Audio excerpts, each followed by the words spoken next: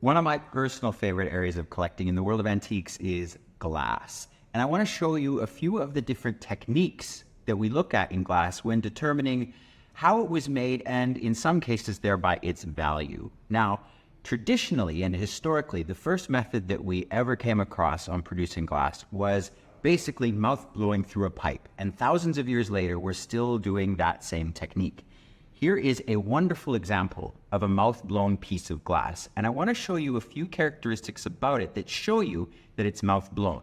The first thing that you should always look for is on the base. You'll see here on the base this smoothed off area that cuts through the colored surface, and it's what's called the pontil. The pontil is where the glass was snapped off the tube when it was mouth-blown, and in this case, polished clean. You'll see that it is uneven, and it indicates to us right away that this was mouth blown through a tube because of that polished pontil mark. Now, the other thing, when you're mouth blowing a piece of glass, you'll see here that it has a soft edge or lip. Anytime you see a piece of glass that has a hard edge, you know that that had to have come out of a mold, because that is almost impossible to achieve by just blowing through the tube. This here is a great example of mouth-blown glass, okay? Now, the next example I want to show you involves the technique of hand cutting. Now, mouth-blown is one way that we know that it was done by hand, and we value that skill. Another great skill when it comes to glass and crystal, though, is cutting. This is a great example of hand-cut crystal. But how do we know it was cut by hand rather than, once again, pressed out in a mold? I mentioned that hard lip or surface. You'll see here that the top of this vase is a sharp edge. That was obviously pressed out in a mold.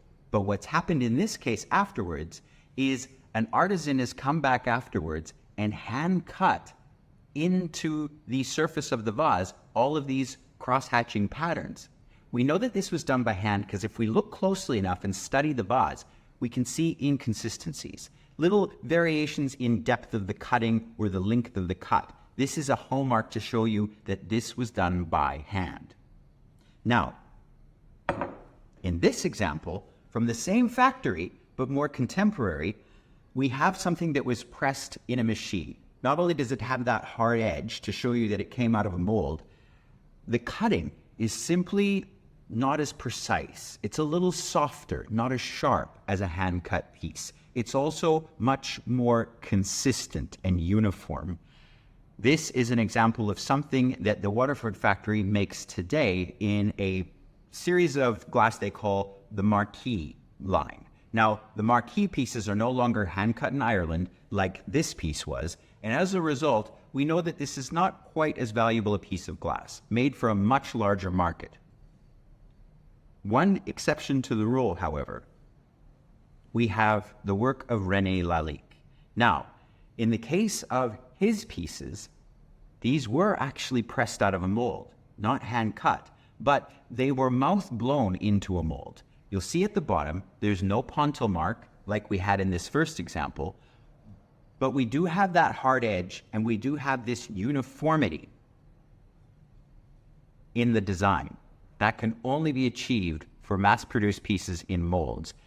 This stands above other mold-blown pieces, though, because this was actually made in René Lalique's lifetime. You'll notice on the bottom here, it is signed R. Lalique.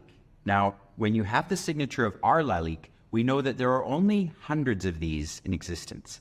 If it says Lalique France, these are pieces made after Lalique's death, and there are more like thousands of them in existence. So again, that vastly alters the value. This is just a beginning venture into how to look at glass and value it, and I hope you found this useful. Now, I'm going to show you this last example, and I want to know what you think. How was this made? If we look at this piece, do you think this was totally mouth blown?